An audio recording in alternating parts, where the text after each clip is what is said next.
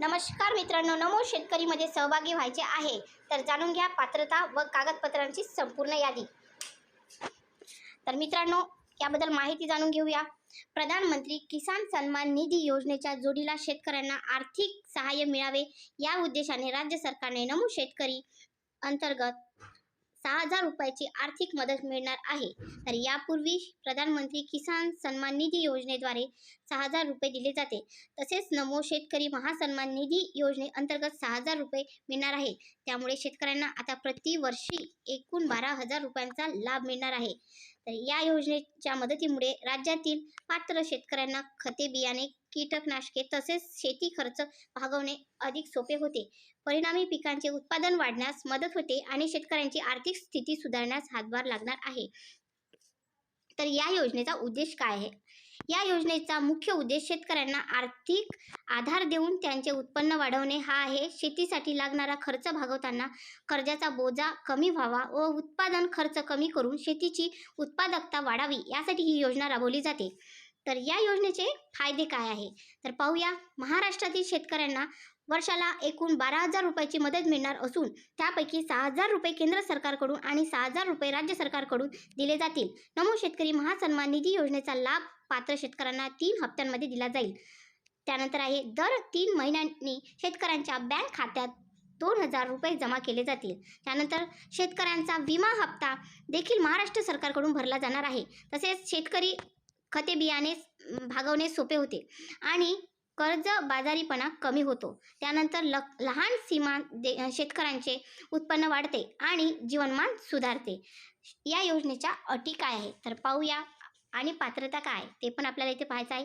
तर पहिली पात्रता आहे की 1 मार्च रोजी शेती योग्य जमीन मालकी असलेली शेतकरी कुटुंबे म्हणजे पती, पत्नी आणि अल्पवयीन मुले PM किसान आणि नमो शेतकरी महासन्मान निधी योजनेसाठी पात्र असतील।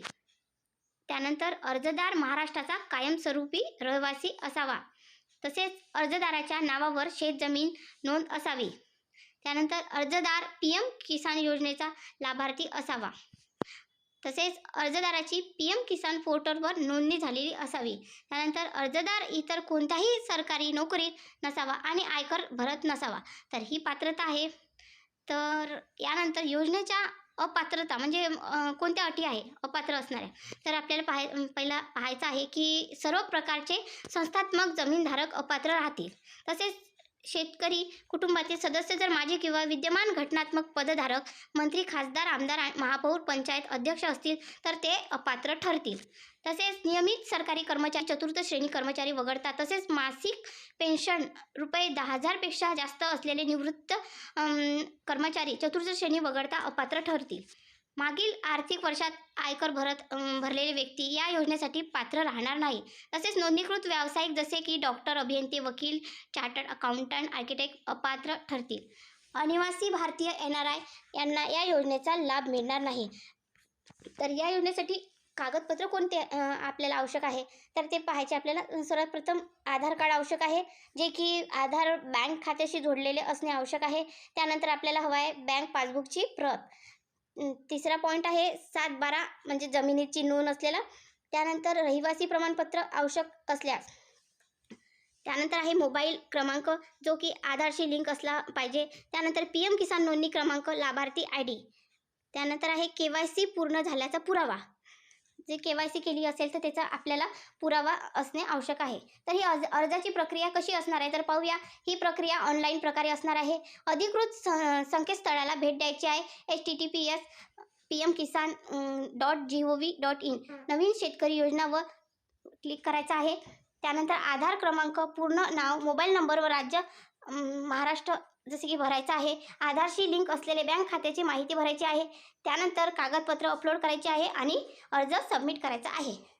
त्यानंतर आहे ऑफलाईन अर्ज आपल्याला कशा पद्धतीने करता येईल तर जवळपासच्या कृषी कार्यालयातून अर्ज फॉर्म घ्यायचा आहे। अर्ज फॉर्ममध्ये आवश्यक माहिती भरायची आहे।